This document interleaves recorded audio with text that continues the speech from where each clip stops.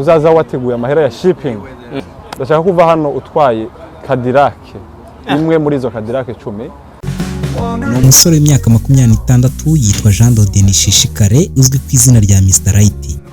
Ni umurundi wanyuze mu nzira ndende y'ubuzima aho yanyuze mu buzima bukomeye cyane. Yabaye mu Rwanda Nyamirambo aho yabaye umuyede w'abubatsi, ariko kuko ngo akazi k'ikiyede kamuvunaga cyane yaje kubona akazi ko gukora muri restaurant Nyamirambo aho yahembwaga umushahara w'ibihumbi 15 ku kwezi by'amafaranga y'u Rwanda. Ubwo buzima rero uwo musore yabubayemo iminsi itari mike nyuma za kugira amahirwe abona viza imwerekeza mu gihugu cya Swede nyuma y'uko ubuzima butari bworoshye. Ndakubwira umusore wari umushomeri, wari umushonje, wari umukene ku buryo bukabije cyane Nishishikare Jean de Dieu, ariko bakaba baramaze imyaka irenga gato 5 aba mu gihugu cya Swede.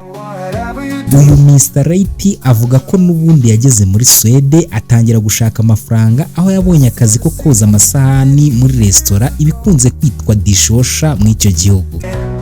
Gusa nyuma y'uko ageze mu gihugu cya Swede abantu batangiye kumva ko uyu Jean de Dieu Nishishikare yigaragaza nk'utandukanye n'abandi basore cyane, kuko se wa mbere wari ugiriwe amahirwe yo kujya gukorera muri Swede, ariko uyu Nishishikare Jean de Dieu yifashishije ikinyamakuru gikomeye cyane cyo mu Rwanda Isimbi TV aho hari mu mwaka wa 2021. Nishishikare wari umaze imyaka 2 gusa ageze muri Swede, ariko wavugaga ko akunda Isimbi TV cyane. We na Sabe ku mikoranire y'aba bombi, CEO wa Isimbi TV Sabe Murungi yafashe viza ahaguruka mu Rwanda yerekeza mu gihugu cya Swede, aho muri gahunda zari zimujyanye iya Nishishikare Jean de Dieu yari muzi imbere. Munyengabe Murungi Sabe ageze muri Swede yaje guhura n'uyu musore bakora ikiganiro k'uyu muyoboro wa Isimbi TV, aho Nishishikare yagaragaje abatuye isi abinyujije ku uwo muyoboro kari we musore wabashije kubyaza amahirwe yo gukorera mu gihugu cya Swede umusaruro kuruta abandi bose, haba bahakoreye n'abazahakorera.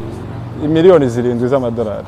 Mu kwishongora kwinshi yagiye agaragaza ko mu iyo myaka 2 yageze ku bidasanzwe, aho yifashishije uwo muyoboro wa Isimbi TV. Mu magambo ye yagaragaje ko bimwe mu byo yagezeho harimo imitungo isaga miliyoni 7 z'amadolari y'Amerika, yose yavanye mwako kazi ko koza amasahani mu icyo gihugu cya Swede, ibyo bakunze kwita dishwasher. Yagaragaje ko afite kampani ye bwite itanga abakozi mu icyo gihugu ndetse no mu bindi bihugu. Agaragaza ko agenda mu modoka ya Cadillac kandi akaba afite umushoferi we bwite umutwara, akemeza ko ibi bidakorwa na benshi muri iki gihugu. Avuga ko yanatangiye sosiyete itwara abantu mu buryo bugezweho, aho yavuze ko mu icyo gihugu cya Swede n'icyo gikorwa cyo gutwara abantu mu buryo busirimutse yagaragarije Sabe ko yamaze kugura imodoka zisaga 12 za Cadillac Luxury zo gukora iki gikorwa mu buryo bugezweho cyane. Buri bimodoka byinshi koko Cadillac bigera kuri 12 Cadillac 12.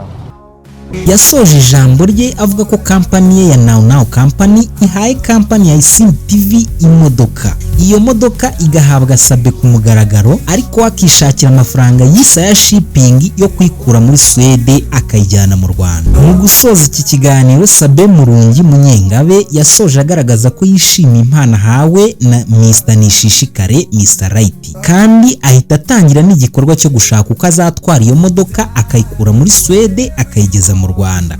Gusa niyo mpano ntiyatashye, nkuko mu kiganiro Sabe yashyize ku muyoboro wa YouTube Isimbi TV yabitangaje, ariko icyo kiganiro kikamara igihe gito cyane akaza guhita gikura ku muyoboro wa YouTube. Ikiganiro kimaze kugera ku muyoboro wa YouTube, abakurikira ibiganiro bicishwa k'uyu muyoboro batangiye kugenda bagaragaza ko iki kiganiro gikubiyemo ubwiyemezi bwinshi, bakomeza kugenda bagaragaza ko uyu musore ashobora kuba ari umutubuzi. Abandi bakizerera muri Isimbi TV kuko ntabwo biyumvishaga ko uwitwa Murungi Sabe ashobora gufata ikiganiro nk'iki cy'umutubuzi akagishyira ku muyoboro we, kuko yari amenyereweho ibiganiro bigira icyo byigisha abanyarwanda ndetse n'abandi bamukurikira ku muyoboro wa Isimbi TV muri rusange. Reka turebere hamwe neza ibi bintu.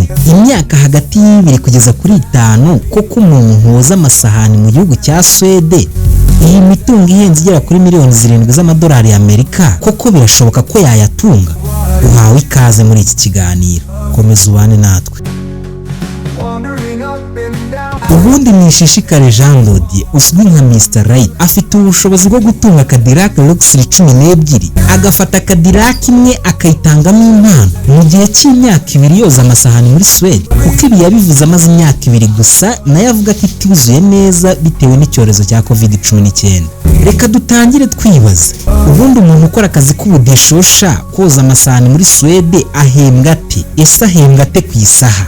Ese ku kwezi ahembwa ate?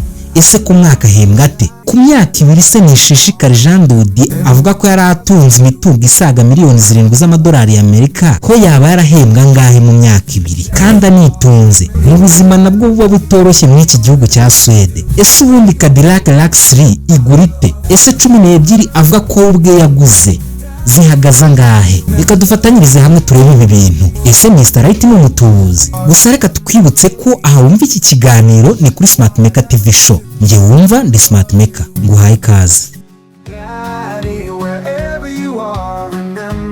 Cadillac Luxury, izi modoka zikorwa n'uruganda rw'Abanyamerika General Motors, rukaba ruherereye muri Leta Zunze Ubumwe za Amerika muri leta ya Kansas. Izi modoka ziri mu zihenze kuko nk'ubwoko Nishishikare avuga ko yaguze izirenga 12.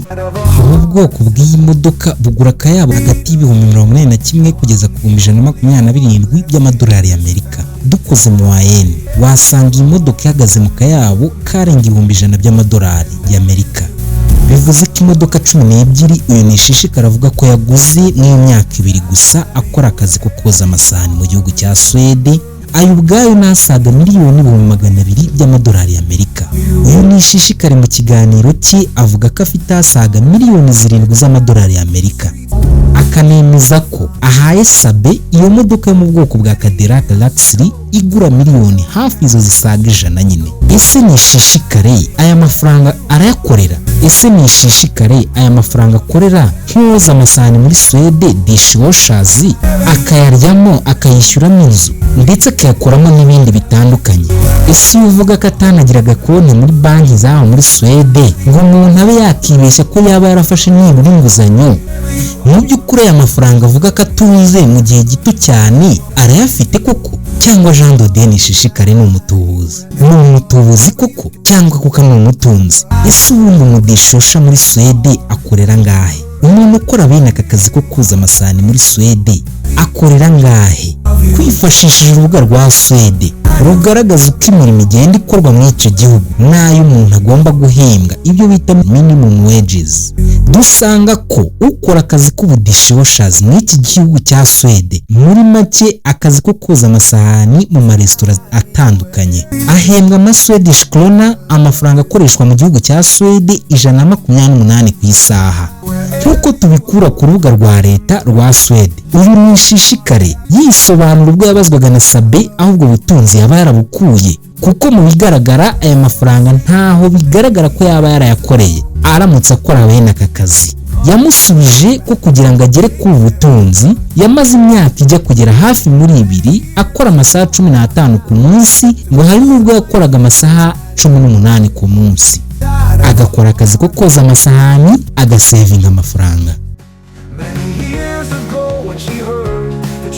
Ayabaze neza nta munsi n'umwe usiba. Ku munsi wasanga yarakoreraga agera ku 1920 mu gihe yabaga yakoze amasaha 15 nta nimwe yasibyemo. Mu cyumweru wasanga yaragombaga gukora 13,440 by'amafaranga y'ahangahanye n'ubundi muri kino gihugu, akora nibuze amasaha 15 buri munsi. Mu kwezi uyabaze neza wasanga yaragombaga kujya kuri 53,760 Swedish krona, amafaranga akorerwa muri iki gihugu. Mu myaka 2 yabwiye Sabe ko yakoze adasiba n'umunsi wa rimwe. Uyabaze neza wasanga yaragombaga gukorera miliyoni 290,240 mw'aya mafaranga yo muri Sweden. Aya yose tukwibutse ko twayabaze tubara amasaha 15 ku munsi, nta saha n'imwe usibyemo, nta munsi n'umwe usibye, mbese gukora iminsi 7 kuri 7 udasiba n'umwe, ugakora mu gihe kingana n'imyaka 2. Ubitekereje neza wasanga ibi nabyo bidashoboka, kubona umuntu ukora iminsi 7 kuri 7 amasaha 15 buri munsi. Kandi muri iki gihugu cya Sweden agaciro k'umukozi nako kitabwaho, kuko gukora amasafuru utaruhuka n'umunsi wa rimwe biragoye cyane. Tukwibutse ko aya mafaranga avuga ko yakoreraga niyo yagombaga gukodeshamo aho kuba, kuryamo, kwambaramo, transport n'ibindi. Ariko ibyo reka tube tubyirengagijeho gatoya. Ubundi aya mafaranga yose uko yakabaye uyafashe ukayavunja mu madolari, aya mafaranga yaba yarakoreye mu myaka 2 angana ate? Ese ko Mr Right yavuze ko yari afite akayabo kasaga miliyoni 7 z'amadolari, aya mafaranga yafashe ukayavunja uko yakabaye miliyoni n'ibihumbi 290,240 y'amaswedish krona, ese zingana gute? Uyavunje wasanga yose hamwe ari ibihumbi 117,420 y'amadolari y'Amerika. Kandi iki gihe yabwiraga Sabe ko yamaze kugura imodoka zasaga miliyoni 200,000 kuko yamubwiye ko yaguze Cadillac 12 zose. Uwaze neza wasanga izo modoka zihagaze akayabo ka miliyoni 200,000 y'amadolari y'Amerika. Ibi byose byatumye abumvisha iki kiganiro cya Mr Right baribajije cyane, bibaza ko uyu musore yaba ari umutubuzi wo ku rwego rwo hejuru.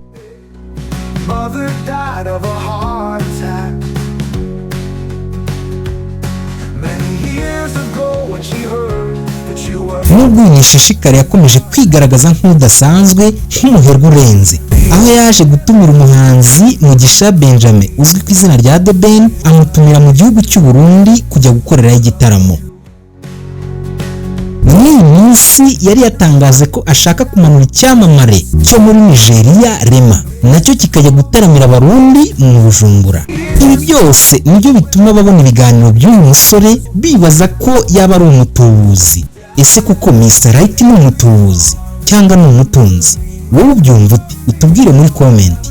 Ibi byose byagarutsweho na Murungi Munyengabe Sabe mu kiganiro yashyize ku muyoboro wa Isimbi TV. Tumaze kukireba yahise agikuraho nticyamazeho n'isaha irenze imwe, aho yagaragazaga ko uyu Mr Right ari umutubuzi wo ku rwego rwo hejuru. Yagaragaje ko uyu Mr Right yamuhaye impano y'imodoka bari muri Swede, ariko iyo modoka ntiyatashye nk'uko yabisobanuraga muri iki kiganiro. Yakomeje anavuga ko yaba yaratuburiye inshuti y'akadasohoka Chita Magic. Gusa muri iki kiganiro ntabwo yigeze asobanura uko Mr Right yaba yaratuburiyemo Chita Magic. Gusa ubwo The Ben yataramiraga mu gihugu cy'u Burundi, Chita Magic mu buryo butunguranye cyane yateze ikubagaho yerekeza i Bujumbura avuye mu Rwanda ku butumire bwa Mr Right. Nubwo muri iki kiganiro hatagaragayemo nyirizina ingano y'icyo yaba yaratuburiyemo Chita, gusa Sabe mu buryo bukomeye we yiyemerera ko yatuburiye ku buryo bukomeye Mr Right abinyujije ku Isimbi TV. Yemereye ndetse akanaha Sabe Murungi imodoka mu bwoko bwa Cadillac, ariko iyo modoka yarayitegereje amaso ahera mu kirere. Uyu Mr Right mu magambo ye yaragize ati, kampani yacu ya Now Now twemereye Murungi Sabe imodoka ya Cadillac Luxury. Ariko Sabe Murungi asobanura neza ko iyi modoka ntawe yigeze abona. Hashize iminsi rero uyu Nishishikare uzwi ku izina rya Mr Right bivuga ko yatawe muri yombi n'abataramenyekanye neza kugeza ubu. Bivugwa ko yafashwe amaze iminsi mike aje mu Burundi. Jean de Nishishikare Mr Right asanzwe ari umuyobozi wa Now Now Company. Yaramenyereye cyane mu bijyanye n'umuziki, aho yajyaga atumira abaririmbyi batandukanye bakaza gutaramira abarundi. Nk'uwo twavuga vuba ni Mugisha Benjamin The Ben wo mu Rwanda wataramiye Burundi muri Nyakanga mu mwaka wa 2023. Ubu nabwo Nishishikare yateguraga kumanura icyamamare Rema cyo mu gihugu cya Nigeria kikaza gutaramira abarundi. N'ubundi kandi iyi sosiyete ya Jean de Nishishikare Now Now Company yaherukaga gutangaza ko ifite isoko ryo kujyana abakobwa 1000 gukorera mu gihugu cy'Uburusiya, akabikora afatikanyije na Dieudonné Tuyikeze umenyerewe ku izina rya Biggie mu gihugu cy'u Burundi. Dieudonné Tuyikeze uzwi ku izina rya Biggie Rappers ni umwe mu bakozi bakorera Radio Black ikorera i Bujumbura. Nawe yarasanzwe afite sosiyete yitwa Hifaz Company ikora ibijyanye no gushakira abarundi akazi bakajya gukorera hanze. Rero iyi sosiyete ya Biggie Rappers kuri ubu yari yahawe akazi na kampani ya Nishishikare Jean de Mr Right Now Now Company. Ikiraka cyo kwegeranya abakobwa 1000 bakoherezwa mu Burusiya gukorerayo utuzi dutandukanye. Ese uyu mugambi wo kohereza aba barundikazi mu gihugu cy'Uburusiya waruteye ute? Amakuru ajyanye n'uwo mugambi aturuka mu audio yakwirakwijwe na Biggie ku mbuga nkoranyambaga, arimo asobanurira abo bakobwa uko iyo gahunda iteye. Biggie mu buryo yasobanuriraga abo bakobwa yababwiraga ko sosiyete ya Now Now Company iyobowe na Mr Right yabonye isoko ryo kohereza abakobwa 1000 baturutse mu Burundi bakajya gukorera mu gihugu cy'Uburusiya. Biggie akavuga ko iryo soko ryari rifitwe na sosiyete y'Abagande, ariko iryo soko bakaza kurikora nabi bikaza gutuma baryakwa rigahabwa Now Now Company ya Mr Right. Aribyo byatumye ako kazi kaboneka, bigatuma bashaka abo bakobwa 1000 baturutse mu Burundi. Biggie avuga ko abo bakobwa bazajya gukora ibizamini by'ubuzima mu gihugu cy'Ubugande, nyuma bagahita bahabonera ibyangombwa bizaberekeza mu Burusiya. Biggie yabasobanuriye kandi ko ibizabahagurutse i Burundi bagiye gukora mu Burusiya ari ibintu bisanzwe bitazabasaba amadiplome, basabwa gusa kuba bujuje imyaka yo gufata urwandiko rw'inzira pasiporo 18 nk'uko yemezwa na leta y'u Burundi. Biggie yababwiye ko bitagoye ko buri mukobwa wese yabigiramo amahirwe. Biggie akomeza asobanurira abo bakobwa ko bazimenya ku bijyanye no gushaka pasiporo zabo, bagashaka tike zizabageza mu Bugande aho bazakorerwa ibyo bizamini by'ubuzima. Biggie yababwiye ko kandi bazishyurira ibyo bizamini byose by'ubuzima bazakorerwa mu gihugu cy'Ubugande bizishyurwa amafaranga 400 y'amashiringi y'Ubugande. Biggie yakomeje ababwira yuko bagomba no kwishyura 300 by'amarundi bazishyura kuri visa. Biggie yababwiye ko n'ubundi nyuma y'ibyo byose bazishyura Now Now Company, buri mukobwa akishyura $1000 y'amanyamerika akayishyura Nishishikare Jean Dodier, boss wa Now Now Company, ndetse akanishyura Hizaf Company amarundi 500. Gusa ibyo bikazakorwa nyuma y'ibindi byose bari mu gihugu cy'Ubugande bamaze kubonana za visa zabo. Biggie asoza yatangaje abo bakobwa ko ibyo byose yababwiye yabitangarijwe na Mr Right uyobora Now Now Company, ko umukobwa nyuma yo kugera mu Burusiya azajya ahembwa $2000. Biggie yanababwiye ko bazishyurwa ibindi bintu bitandukanye bizabafasha gukora akazi kabo neza, nk'aho bazarara no kurya. Abo bakobwa batandukanye barishimye biyemeza kwinjira mu mugambi. Abakobwa bemeye kujya mu mugambi bashyizwe muri groupe 3 zitandukanye za WhatsApp. Itsinda rya mbere cyangwa groupe ya WhatsApp ya mbere yiswe groupe ya mbere. Iyi groupe ikaba yari ikubiyemo abakobwa 100 bagombaga koherezwa bwa mbere mu gihugu cy'Ubugande bakajya gukorerwa ibizamini by'ubuzima, ndetse bagahita bashakirwa n'ibyangombwa bakerekeza mu gihugu cy'Uburusiya. Biggie ndetse na Mr Right bafashe umugambi wo gukoresha abo bakobwa mu iryo tsinda rya mbere inama. Iyo nama yabaye ku itariki ya 15 z'ukwezi kwa 11 umwaka wa 2024 muri Pire Hotel mu gihugu cy'u Burundi. Iyi nama ikaba yarayobowe na Jean Dodier Nishishikare cyangwa se Mr Right, ndetse afatikanyije na Biggie Rappers. Nyuma y'iyo nama niho ku itariki ya 19 z'ukwezi kwa 11 umwaka wa 2024 Jean Dodier Nishishikare na Dieudonné Tuyikeze bombi baje gufatwa batabwa muri yombi, bafatwa n'iperereza ry'u Burundi SNL. Ifatwa rya Jean Dodier na Biggie ese ryaba riteye rite? Bivugwa ko habanje gufatwa Biggie Rappers agafatirwa kuri radio aho yakoreraga Radio Black ikorera mu Bujumbura. Abakozi b'iperereza baramufashe, bivugwa ko batwaye na ordinateri ye ngo yarimo amabanga yose ya societe ye. Barangije bategeka Biggie gufata telefone agahamagara Mr Right. Bamwe mu batanze amakuru bavuze ko kuwa kabiri bashatse Biggie Rappers bakamushaka ahantu hose bakamubura, kuko na telefone ziwe zose zari zijimije, bivuze ko yari yatawe muri yombi.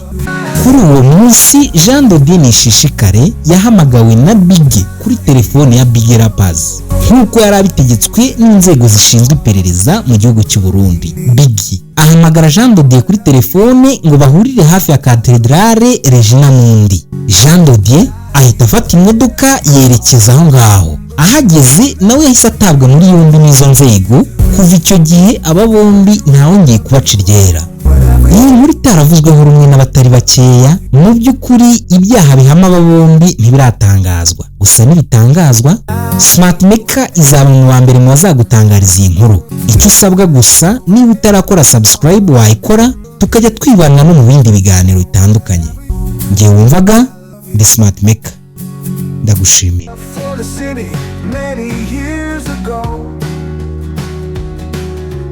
Promise to come back and take care